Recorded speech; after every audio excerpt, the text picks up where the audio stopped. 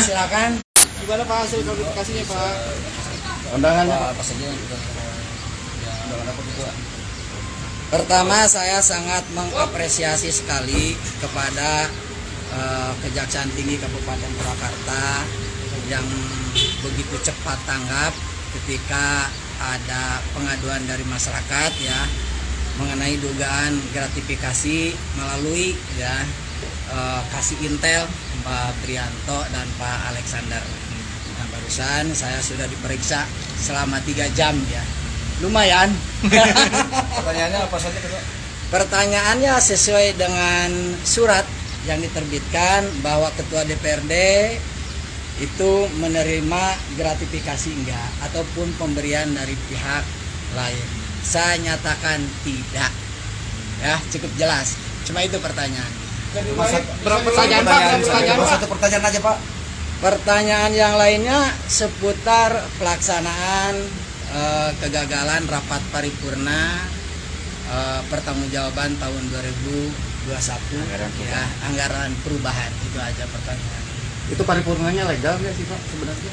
Pada dasarnya kan gini, kita DPRD Kabupaten Purwakarta pada tanggal 12 September ya, September 2022 itu sudah menetapkan daripada jadwal pelaksanaan rapat paripurna ya mengenai pertanggungjawaban APBD tahun 2021.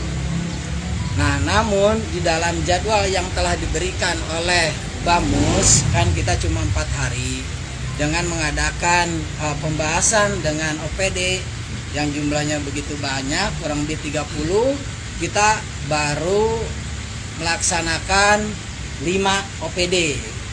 Nah, waktu itu ada usulan dari semua para anggota Banggar bahwa supaya rapat pembahasan itu supaya diselesaikan dalam artian memanggil seluruh pada OPD.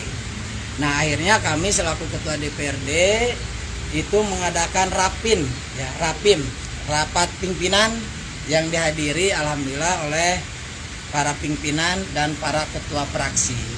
Dan waktu itu menghasilkan bahwa kesepakatan bersama bahwa kita akan menyelesaikan rapat pembahasan dengan tim OPD.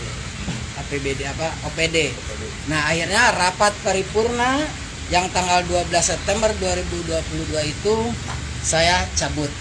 Ya, saya cabut dan saya batalkan. Dengan dasar pertama, ya saya juga hasil daripada kesepakatan di dalam rapat pimpinan. Yang kedua, saya juga melakukan tindakan itu sudah sesuai dengan tata tertib nomor 1 tahun 2022 yaitu tata tertib DPRD Kabupaten Purwakarta. Nah, setelah itu saya tanggal 13 ya, saya tanggal 13 melayangkan surat mengundang para OPD melalui Bupati ya, tentunya karena yang menghadirkan OPD itu kan kewenangan Bupati. Nah, saya kalau nggak salah itu jam 9 mengundang, tetapi jam 9 OPD tidak ada yang hadir ya. Nah, akhirnya saya jam 14 mengundang lagi agar mereka datang untuk menyelesaikan OPD menyelesaikan pembahasan. Walaupun pada dasarnya pembahasan tersebut itu tidak akan maksimal ya, tetapi karena ini persyaratan harus ditempuh, mekanisme itu harus diselesaikan, pembahasan dengan semua OPD ya, kita tetap tempuh walaupun waktu yang sangat mendesak. Tapi sayangnya ya, ini ada ketidakpatuhan Bupati ya, ada ketidakpatuhan Bupati tidak menghadirkan ya OPD yang kami undang ya. Jadi pada dasarnya kalau saja ya OPD yang tersisa yang belum mengadakan pembahasan itu dihadirkan oleh Bupati, saya rasa permasalahan ini tidak akan ada masalah. Rapat paripurna bisa dilaksanakan dengan mestinya. Gitu.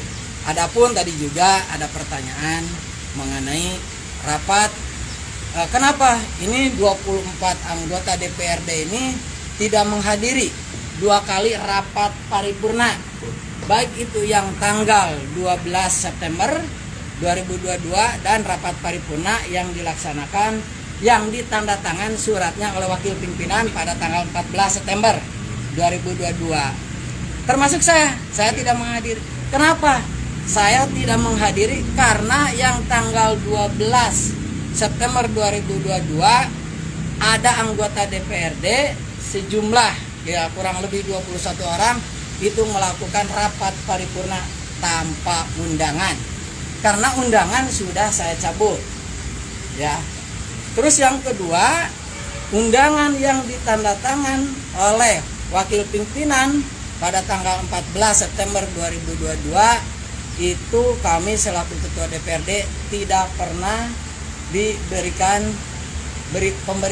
pemberitahuan ataupun komunikasi ya, baik itu dari wakil pimpinan, baik itu dari sekretariat ya. Berarti ilegal dong. Ya. Bisa dinyatakan fiktif. Ya. Ya. Itu fiktif. Karena apa? Pertama, yang tanggal 12 saya mencabut dan yang kedua pada tanggal 14 saya tidak mengeluarkan undangan. Jadi anggota DPRD yang 24 orang itu karena mereka tidak menghadiri itu, terutama ya yang tanggal 14 karena mereka mengetahui di dalam naskah tata berita acara dalam surat itu bahwa surat undangan, semua surat undangan itu ditandatangani oleh ketua DPRD sesuai dengan tata tertib nomor 1 tahun 2022. Jadi mereka ketika ditandatangani oleh wakil pimpinan dan tidak ada surat pendelegasian ya dianggapnya ya itu ilegal. Ya, tidak sah. Untuk pemeriksaan hari ini berapa pertanyaan sih, Pak? Ya. Berapa pertanyaan sih, Pak, tadi, Pak? Pertanyaannya cuma itu saja tadi satu. Berapa Cuma 2 berarti, Pak. Iya, cuma iya. Yang tadi kan pertanyaan yang pertama, apakah ketua DPRD menerima ya gratifikasi dari pihak lain? Saya nyatakan tidak. Apa Bupati sudah ada alasan ketidakpatuhan ini, Pak? DPRD. Apa alasannya? Bupati ketidakpatuhan kan saya sudah melayangkan surat ya pada tanggal 13 September 2022 mengundang tim OPD untuk melaksanakan pembahasan dengan tim Badan Anggaran. Tetapi Bupati tidak mengirim daripada OPD itu tersebut, tidak dihadirkan. Kalau dihadirkan ya mungkin dibahas beres, paripurna bisa dilaksanakan dengan baik gitu ya. Ya, oke. Pak Wakil baru pertanyaan, Pak. Ya, cukup sama aja dengan ketua. Karena Imbasnya APBD perubahan tidak ada ya Pak ya di Purwakarta? Akibat Ya, akhirnya kan APBD perubahan ya tidak diparipurnakan. Dan walaupun tidak diparipurnakan itu kan bisa Bupati menempuh dengan perkada ya, dan itu sah ya, Bupati mengeluarkan perkada itu sah ya sesuai dengan peraturan perundang-undangan. Oh ya, saking enjoynya saya ngobrol sama kawan-kawan saya biar mereka ini jelas ya, tahu penjelasannya. Saya nggak bakal lari, kalau mau ngopi juga oke.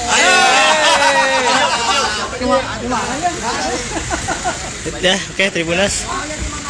Jadi baru saja diperiksa dua pimpinan atau memenuhi undangan ya Tribunas, maaf ini memenuhi undangan terkait dugaan gratifikasi yang terjadi boikot rapat paripurna DPRD Purwakarta yang diketahui menyebabkan APBD perubahan tidak ada ya Tribunas, seperti itu.